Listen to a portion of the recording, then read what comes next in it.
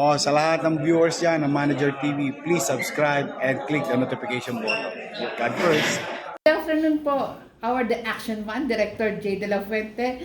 And balita ko po, meron tayong hot meals every Tuesday and Thursday po. Oo, meron po tayong hot meals on wheels para sa mga driver.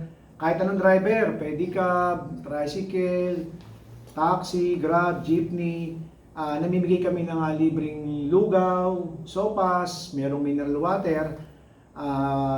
Nagsimula kami itong linggon to, nakaraang linggo, itong linggon to.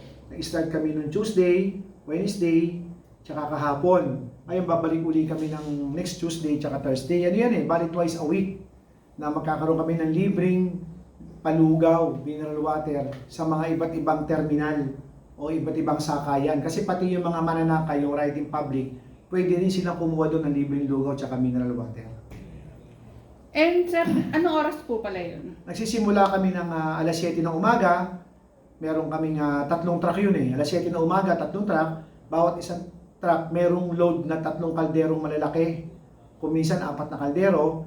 Kaya sa isang araw, nakakapag-serve kami ng mga 650 o 610 na meal na isi-serve namin na hot meals sa mga iba't ibang lugar na pinupuntahan namin kung saan na-assign yung tatlong truck na yon. At kung minsan sa hapon, pag mayroon pang bakante at kailangan pa mayroong puntahan, nagpapaluto uli kami, siguro mga tatlong malalaking kaldero uli yon, dinadala ulit namin doon. Wala pong sir, specific na lugar kung saan binababa po yung... Karamihan sa mga terminal ng TODA, kamukha kahapon, galing kami sa Barrio Obrero, Tricycle Operators TODA, Motoda, galing kami ng TODA, galing kami sa may Aurora, galing kami ng Blooming Tree, nanggaling rin kami ng Pretel, Pure Gold, tapos sa may Tayuma, nanggaling kami. Kanina, sa may Dakota, nagpakain din kami, gawa na merong fuel subsidy road. Isinabay na namin, nagpakain kami ng 3 kaldero na malalaki. Kamusta naman po yung outcome po ng mga kumakain po? Mga driver po natin. Very happy sila. Nagpapasalamat sila kay Yorme na merong libreng lugaw tsaka mineral water. Kasi alam nyo, yung malibre yung almusal nila tsaka merienda nila, malaking bagay sa kanila yon.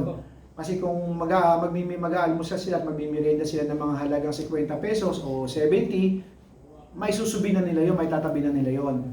At kami naman nagbibigay ng libre, makakatulong na sa kanilang gastusin yun, yung masisave nila. Mensahe po sa ating mga batang Maynila po. Sa ating po mga batang Maynila, partikular na po sa mga driver at sa mga riding public, yung mananakay, makikita nyo po yan, yung mga hot meals on wheels namin na libreng lugaw at mineral water.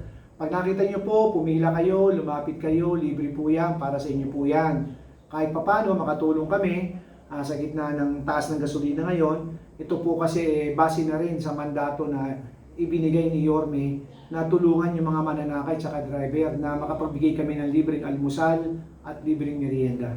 And lastly po, mensahe po sa ating napakahusay na Yorme, Mayor Isko Moreno. Unang-una, maraming salamat kasi linggo-linggo, lagi maraming bagong idea si Yorme at maraming bagong paraan para makatulong sa mamamayan ng Maynila. At kung mapapansin ninyo, tayo lang po ang syudad sa buong Metro Manila na every week talagang busy tayo. Marami tayong ginagawa na puro makatutulong sa mga tao sa lungsod ng Maynila, lalo na may kaugnayan sa pagtaas ng gasolina. Maraming salamat po. Maraming salamat po. Director J. De La Fuente.